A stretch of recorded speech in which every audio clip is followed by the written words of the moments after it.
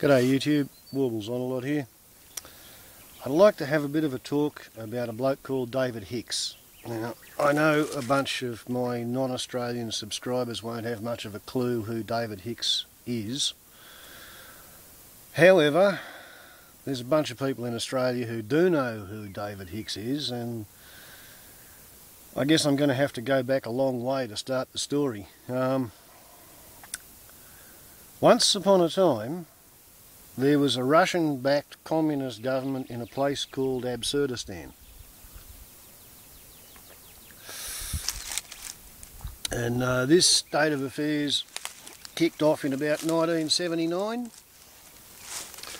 And the Americans decided that they were going to fund local insurgents, who were called the Mujahideen, to fight with the Russian puppet government, the Soviet puppet government, ensconced itself in Kabul. Alright? So we're going back that far. In order to train the Mujahideen to cope with using infantry level platoon tactics, effectively fighting in an occupied country, although it was their country, they had occupation troops there, and the occupation troops had modern weapons. You know, the Soviets in Afghanistan had everything that they were prepared to use against NATO in Western Europe. So the Americans, for political reasons, after Vietnam, they couldn't be seen to be actively involved in Absurdistan politics. So they sort of farmed it out at one remove. And to train the Afghan insurgents, the Mujahideen, the American, I think it was the Department of Defence, contracted the English State Department, right? And the English State Department advertised among the Special Air Service Squadron for senior non-commissioned officers and corporals and sergeants and warrant officers, people who'd had at least 10 years service, to resign their service from the British Army and become employees under contract to the British State Department, with all of the funds being contributed by the American Department of Defence. Okay, so these English SAS elite instructors went out to Absurdistan, and they couldn't actually be seen to be in Absurdistan because that wasn't enough deniability. Therefore, they were in Pakistan, on the border of Pakistan and Absurdistan, and they were training the Mujahideen. Now, the reason nobody ever laid a hand on Idi Amin, the reason nobody still can't lay a hand on Robert Mugabe, was because the British SAS trained their bodyguards. Right? Back during the 1960s and 70s and 80s, nobody in the world wanted their bodyguards to be trained by the Americans because they'd had two presidents shot out from under them. Alright? If you wanted the absolute best training for your personal Praetorian Guard, you got the Pommies to do it. And the Australians' affiliation with the British SAS began in Malaya in the 1960s. And in Malaya, the Australians were helping the SAS suppress insurgents. So the Australians know a fair bit about counterinsurgency. However, spool it forward 30 years, more modern tactics and premises, and after the experiences in Yemen and Oman and all over the Horn of Africa, the British SAS, well, ex-SAS contractors, they went into Pakistan to the madrasas to teach the Mujahideen not counterinsurgency but insurgency. They went to teach them how to be the guerrillas. So the reason the English and Americans and Australians went over to Absurdistan and got their asses shot off by the Taliban was because the Taliban incorporated elements of the Mujahideen who had been trained by the British SAS. To further enhance their deniability, these forces were trained in Pakistan with Russian-manufactured weapons purchased either from Egypt, who had no use for them because they'd failed in the wars against Israel, or from the Israelis who captured them from the Egyptians when they failed against Israel. So that's where the weapons came from, with American funding to arm the Pakistani madrasas, teaching the Mujahideen how to fight the Russians, how to be the world's best guerrilla insurgents on their own country, right? And they did, they won. When they won, the most numerous and powerful of the Mujahideen was the Taliban, and they then became the United Nations recognised government of Afghanistan, Absurdistan. Right, cool. So,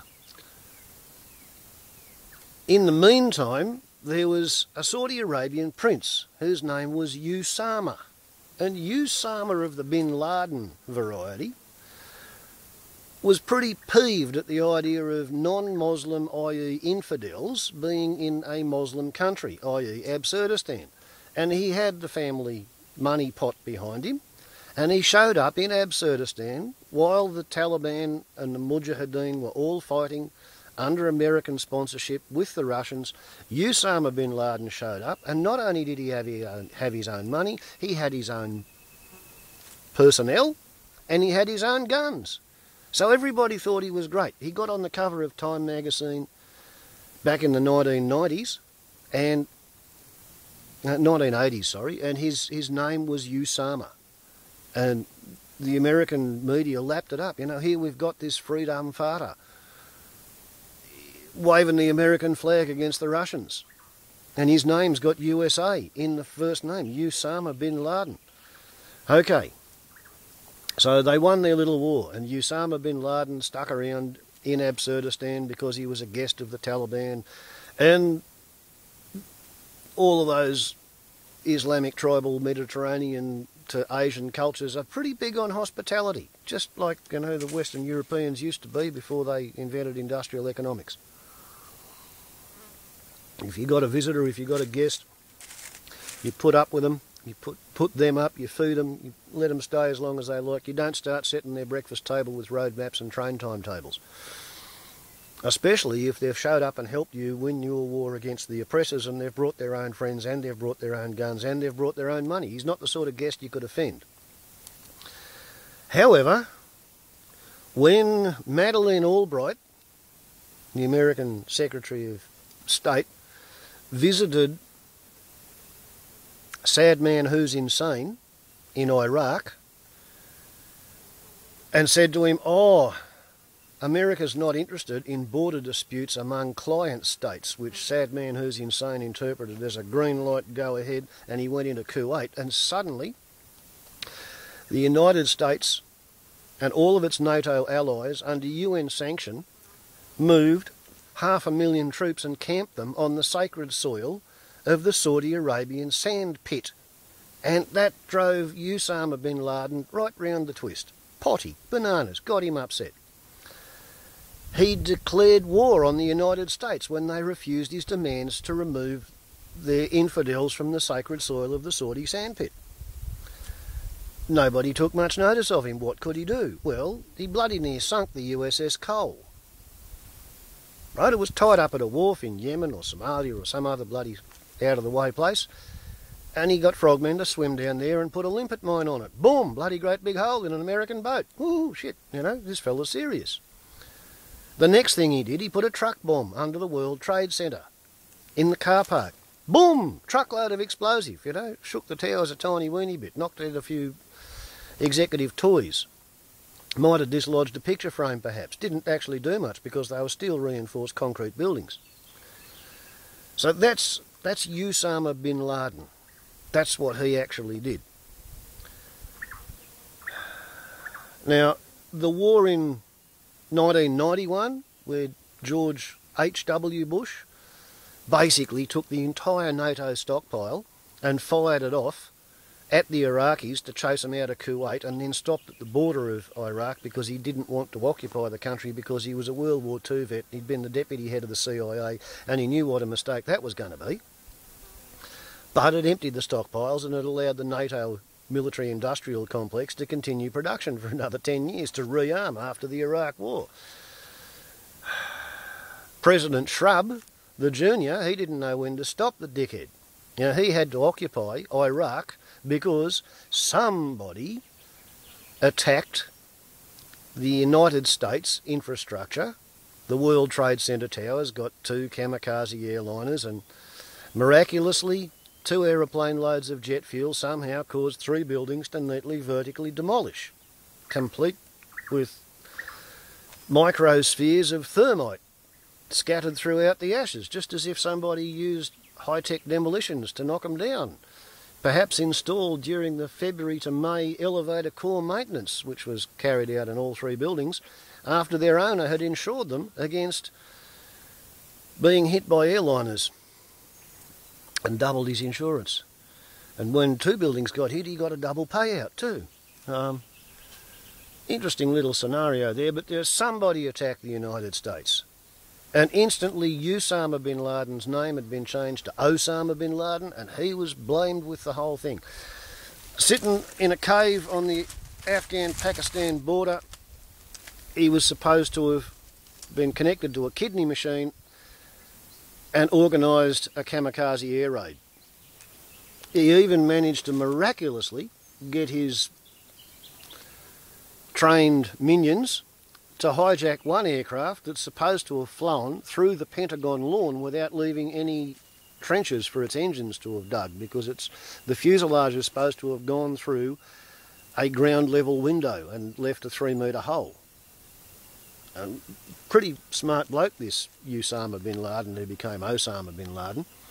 But anyway, from that point on, everybody knows the story of how much the Americans disliked Usama bin Laden, and how they automatically, immediately occupied Afghanistan and chased him around the hills, and then suddenly Secretary of State Rumsfeld decided that they had to go and have a war in Iraq because it was a slam dunk. There were weapons of mass destruction over there because the Americans and the French and the English had kept the invoices for all the shit they'd sold the Iraqis. And once again, human beings judge others by their own standards. The Americans and the French and the English, they all knew that if they were in possession of clandestine stocks of precursor chemicals for making sarin and nerve gases and all of these horrible things, they wouldn't destroy them, they would hide them. That's what they would do. So that's what they expected the Iraqis to do. They didn't expect the Iraqis to have actually got rid of them. Okay, so we had the Iraq War, the second, which sucked all the troops out of Absurdistan, which meant that those members of the Taliban who had been running around in the hills getting their asses kicked when the occupying forces actually had enough on-the-ground grunt to beat them up, they were able to come back out of the hills and win a few rounds. And the cost of Iraq stopped Afghanistan from ever getting to the point where the forces of the Mayor of Kabul, propped up by NATO and Australia and New Zealand and a few other forces of the willing, they were obviously losing the plot. Initially they were losing the plot to weapons, like improvised explosive devices. That's a little dick loser's word for saying a booby trap. Right? A booby trap is a booby trap until it traps you, and then you don't want to be the booby, so you don't call it a booby trap, you call it an improvised explosive device, an IED. Oh, we're getting blown up by IEDs, playing hopscotch in the minefields in Absurdistan. And the strange thing is that the Yanks have had, I think, 6,000 killed there. Maybe it's 2,000. Call it 2,000. The Australians have had 39 killed. The Americans, every time one of them gets killed on the battlefield in Absurdistan, 25 of them commit suicide after they get home. They've got a 25-to-1 kill rate, have these Taliban Mujahideen insurgents. They're frightening the Americans to death. Quite literally, they're frightening them to death. Okay, so even up until now, if you call somebody a member of the Taliban, they are automatically tarred and feathered with the connection to Usama bin Laden and the September 11th, 2001 kamikaze airliner attacks in America.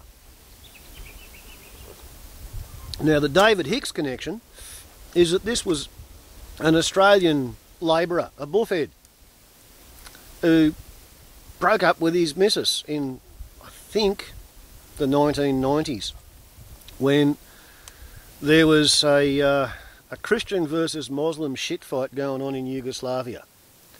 So this David Hicks got smitten with the Muslim conversion, and you've probably heard it said that reformed smokers and converted Catholics are worse than people who were born to the faith. You know, if you've never smoked and somebody lights a cigarette, you don't care too much. If you used to smoke and somebody lights a cigarette, you know how easy it would be to bum a cigarette off them and go back down that whole path. So you got a big shit fight freak out because, ooh, cigarettes are bad, cigarettes are evil. Yeah, right. Well, if somebody changes religion or picks up a religion they've never had before, they quite often get to be a zealot. So David Hicks, job goes wrong, girlfriend gives him the cold shoulder, whatever, he becomes a Muslim in Australia. And he gets to be a throbbing knob in the gob type Muslim who's just got to go overseas and help all the other Muslims who are oppressed all over the world because it's all just so fucking wicked, you know? So, like the lead character in the 1939 Hollywood movie called Beau, he goes and he joins the Foreign Legion. Only the French Foreign Legion wasn't available to him, you know, and they were fighting the Muslims anyway, even back in the 1930s. So what does David Hicks do? He goes to Yugoslavia and he gets there more or less after most of the fighting was over, but he got photographed holding an AK-47 and a rocket launcher, and, you know, he knocked around with a bunch of people who'd killed a bunch of people, and they all thought that he was a good bloke because he'd come all that way at his own expense. And the long and the short of it is he come back out of Yugoslavia feeling like he was a bit of a Muslim war hero. And he comes back to Australia and he gets more and more and more zealous in his religion, and then he decides he's going to go and train in the madrasas of Pakistan. And he sets off in the late 1990s, maybe 2000, and he gets to Pakistan and he gets into the madrasas and he's training and he joins the Taliban. He didn't join Al-Qaeda. He wasn't ever part of Usama bin Laden's setup. He joined the Taliban, right? And at the time, the Taliban was the United Nations recognised government in Absurdistan. What he did, to my mind, was no different to a young Australian joining the Australian military forces and being sent on secondment to some other military forces. Only he organised his round-the-world military tour by himself. You know, there were Australians on loan to the Royal Navy from the Royal Australian Navy whose boat was ordered to the Argentinian conflict, and they didn't get off the boat. They went along and had a bit of a crack at this war stuff, you know, fighting for the English crown. It wasn't Australia's fight, you know. Does it matter to Australia how many English sheep farmers there are on the Islas de Malvinas? Doesn't matter a shit, does it? But they got involved.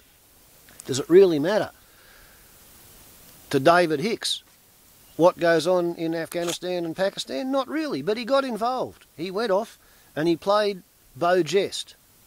And while he was playing Beau, the Twin Towers attack went down. And when the Twin Towers attack went down and the Yankees jumped into Afghanistan, Absurdistan, he was one of the blokes they caught. And the Australian government abandoned him. They said, "Oh, you terrible, terrible person. You went and trained as a terrorist." And he went and did about 5 years in solitary confinement in Guantanamo Bay. They couldn't find anything to charge him with because it's not against the law, or it wasn't at the time, for Australians to go overseas and join somebody else's military force. It is against the law for Australians to train in Australia with weapons in order to go overseas and join somebody else's military force, because back during the 1970s, before Yugoslavia had ever happened, we had a couple of platoons of expatriate Yugoslavs who used to go out into the hills around Sydney and Wollongong and the Blue Mountains and shoot up the landscape. And back then you were allowed to have semi-automatic weapons, and they had themselves a bit of fun, and then they went over to Yugoslavia and they got involved in the Balkans conflict. So it is illegal in Australia to train here. It's not illegal in Australia to go over and join somebody else's shit fight. Should be, but it's not. So eventually, because David Hicks hadn't even shot at an American, they invented a new law and they charged him with that, in retrospect, giving aid and comfort to the enemy. He went to Pakistan and Afghanistan and he gave aid and comfort to the enemy, so they locked him up. Finally, eventually, they asked him to plea bargain to this trumped-up charge, and he did, just to get out. He come back to Australia, and he hasn't done anything wrong in Australia, but the remnants of the Howard government still treat him like shit. And yesterday, Usama Bin-Laden's English citizen chauffeur, Bin-Laden's driver, successfully appealed his conviction under the same trumped-up law in America, and it got thrown out by the American Supreme Court. All right? The alleged crime for which Usama Bin Laden's driver was convicted, and that David Hicks also pleaded guilty to, has been thrown out by the American courts. So David Hicks goes back to being a bit of a buffhead and an adventurer who took his Beau jest fantasy a bit too far, but he hasn't done anything wrong against Australia. If anything, he's been a bit late in his support for the Taliban, because 10 years earlier the Americans were supporting the Taliban as far as they could and as hard as they could. You know, it's just that fashions change in the world of real politics.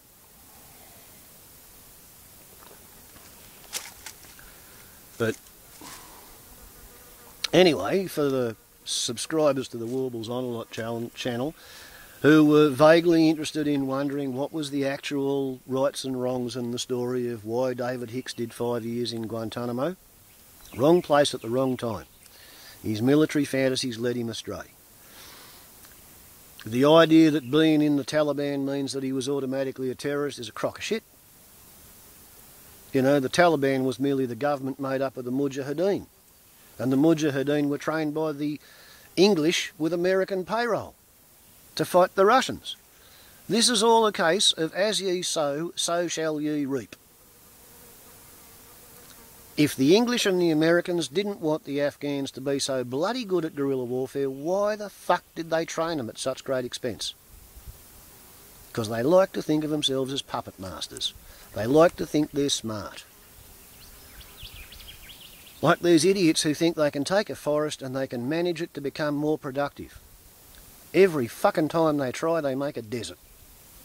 Yeah? Matter of fact, the reason Absurdistan is the way it is now is because when it was conquered by Alexander the Great, he brought in all these fucking experts and they cut down all the forests and turned Absurdistan into a desert. So the people have got no way of making a living for the last 3,000 years, pretty much, except preying on passing caravans. We've bred them to be warriors. What's the friggin' point in acting surprised when they're good at it and in fact better than us?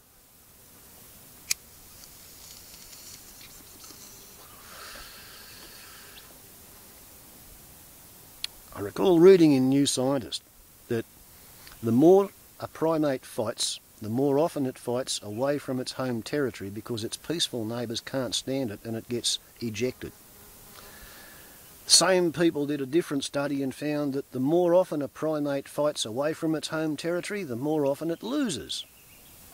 So effectively, when you get some malcontented miscreant who didn't get enough cuddles when they were supposed to be being breastfed and they punched their way through primary school, by the time they come out of the pipeline of adolescence, nobody in their hometown can stand them and they have to fuck off and join the military.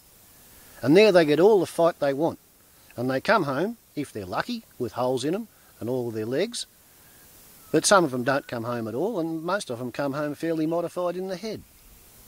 But effectively, if the American warrior monkeys want to beat the Afghan warrior monkeys, they're going to have to get the Afghan warrior monkeys to go all the way to America and fight off their home turf so the Yankees have got a chance of winning. They only beat the Japanese because the Japs went so far from home in the Second World War. That's why the bloody Russians beat the Germans, because they went so far from home. Got their arse handed to them on a plate. Funny thing, isn't it? The system is set up so warriors cull their own DNA. And I don't think that's a bad thing at all. I think it's fucking great, actually. Peace. Ciao.